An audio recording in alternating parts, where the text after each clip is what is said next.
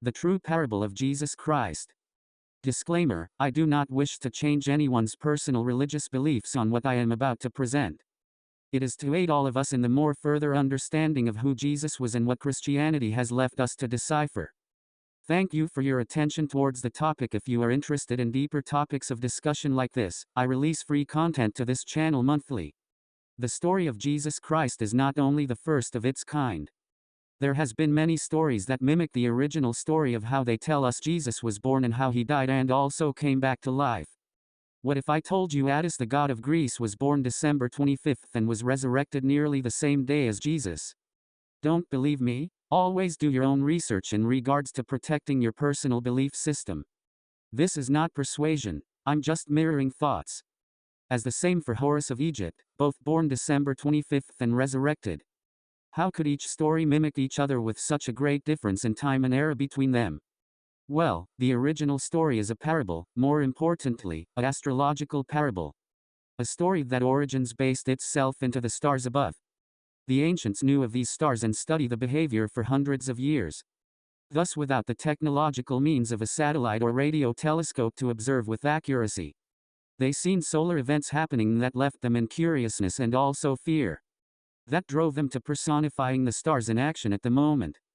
Forever to keep them with them, they were seen as objects casted from God or the universe as they known it.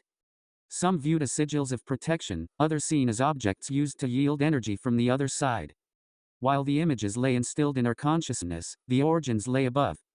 The Bible tells us that 3 wise men came from the east, following a star that led them to Bethlehem to celebrate the birth of Jesus the Messiah.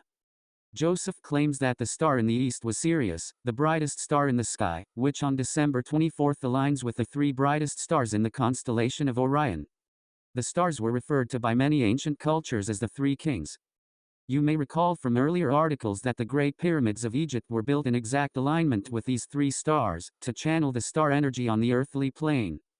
And when Sirius lined up with the 3 kings, they pointed to the place of sunrise on December 25th. The symbolic birthplace of the sun or sun. So why December 25th? As the days grow shorter in the period leading up to the winter solstice, the sun appears to stop moving south or north and stay still for 3 days, the 22nd, 23rd and December 24th in the northern hemisphere and the 21st, 22nd and 23rd of June in the southern hemisphere. This is the meaning of the word solstice, sun standing still. To our ancestors, this period symbolized the death of the sun god, and when 3 days later on the 25th of December the sun started moving again, the sun was reborn, hence the birth of Jesus at this time, the sun god or son of God. During this 3-day period, Joseph tells us that the sun resides in the vicinity of the Southern Cross constellation and appears to hang on the cross, hence the story of the crucifixion. However, the resurrection of the sun or sun is celebrated 3 months later at the spring equinox, when once again the forces of light defeat the forces of darkness and the days grow longer than the nights. I will have more videos to release about Sirius the constellation, and why I believe it to be such an interest to the Egyptians, in the future. My point now is to identify the church for who it really is, and what it has really done to civilizations through history. Thank you to the ones that stuck around to the end. I must say our true purpose here has been manipulated. As I find myself in the construction of these videos, I realize one thing. We are a part of something far greater than what we can perceive through just the 5 senses, and amongst clear analyzation we see genetically, we just might have powers more capable than just a normal multicellular organism. We have information with a physiological insufficiency of who we are. Thus we should aid each other in finding information, for it is the information that has delivered us to ignorance and misinformed and mistreated because of it.